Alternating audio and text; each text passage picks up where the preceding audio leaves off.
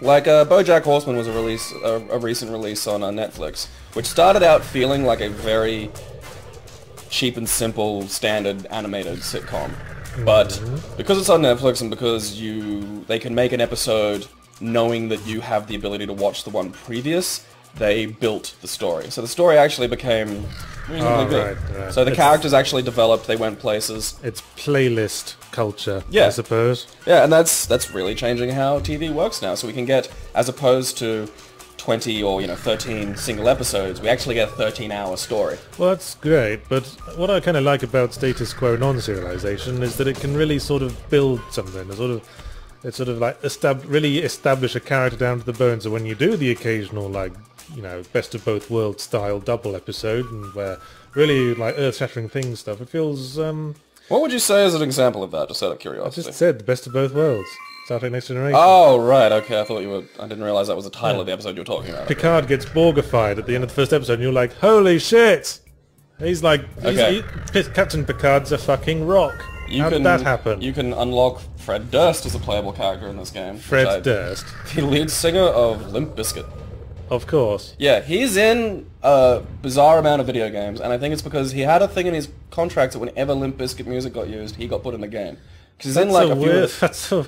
That's a weird, but at the same time, kind I of get whimsical it. thing Yeah, to have in your I contract. completely understand. That's cute. I'd kind of like to have a contract like that as well. You should absolutely do that. You should just Yahtzee Kershaw unlockable player. I'd design your fighting style. I'd do that for you. I think it'd be fun. Well, if it was anything like my real life fighting style, I'd just A lot of sort slapping. I'd weakly slap something and then curl up. You're like Metapod. you can just use Harden. So yeah, I decided just to have a look at Fred Durst and his amazing fighting style. Nice tats. Yeah. Well, at least he's in some way differentiable from the other characters. Backwards red hat means Durst. Right. That's because no one's ever worn that. Nope, that is completely Fred. That's just all Freddy to a T. Could just as easily be Poochie from the Itchy and Scratchy show. He is kind of like the human Poochie. When Fred Durst is not on screen, everyone should be saying, "Where's Fred Durst?" And there are a few people who will behave like that. They're mostly unemployed. I wonder how that sort of ego grows. Probably because there's too many yes men around for too long. Honestly, if you're a big fan of video games and the thought occurs like, hey, can I be in this?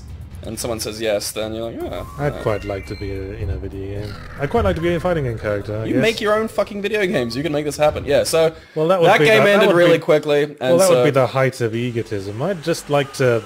I did hey. Snowboard Kids as well, because Slide. I'd just like to be a cameo in someone else's like larger game universe.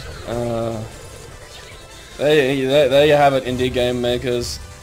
Have your pity Yahtzee, and I'm sure he'll give your game a good review. Well, I was playing Roundabout this week. Pity Yahtzee!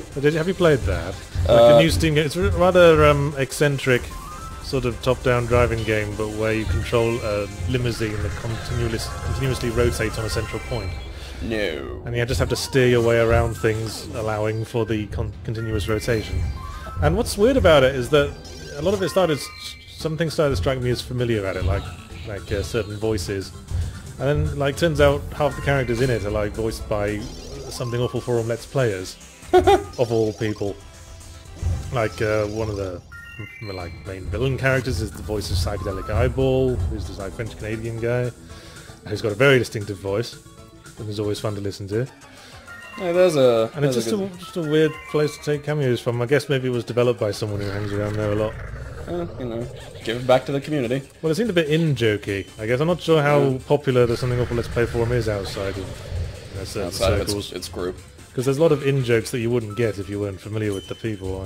Fuck it, I mean, that's the benefit of, a huge and broad gaming Well, that's the industry benefit these days. of, the new sort of Kickstarter culture, isn't it? Yeah. You can make something that's strictly niche-y, because, only the people who paid for it, I don't mind that. are the ones who play it. I suppose that's one way to do it. Actually, there we go. We can get onto a question by Zipper93. What All makes right, a let's good go to Let's questions. Play? What makes a good Let's Play? Well, not this, obviously. Oh, no. I think we specifically described this as not a Let's Play. Well, no, it's a Let's Drown Out. Yeah. It's a podcast that's Copyright! hybrid. It's our own thing. We made it up. Do Made not it up. steal. Yeah. If you do, I will come to your house and shit into your eyes. Well, I generally watch a Let's Play if I'd like to see the content of a game that I'm familiar with again, but I don't particularly want to play it.